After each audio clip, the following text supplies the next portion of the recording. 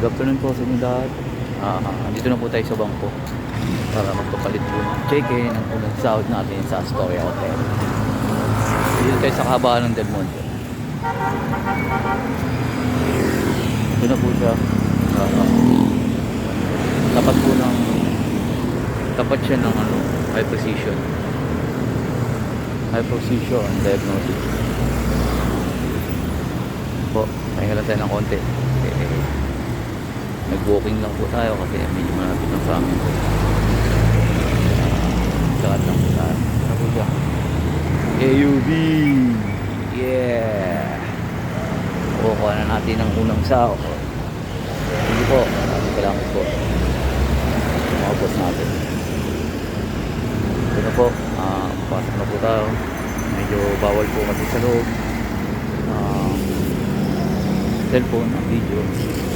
Kaya pahinga lang tayo ng konti rito. Mag-video po siya. Mag-video lang po ng konti. Para may ma-ipost po tayo mamaya. Ayun, talagang hindi nag-video kasi busy po talaga. 2 weeks walang day off. 50 hours OT. Grabe. Pagudan po yun. Naka-stay po tayo doon ng nag-stay in po tayo in-house. Po tayo minsan natutulog sa Astoria Hotel kasi minsan 3 hours lang po yung tulog, 2 hours nakamahaba na po yung 4 hours. Okay naman po, sulit kasi overtime po kaya maraming salamat sa Astoria Hotel. Okay na po, papasok na po tayo. Palitan na po natin ang muna nating sahod. Ay, marami ito. Buhat na nagsarado po kasi yung 3 side. Ay,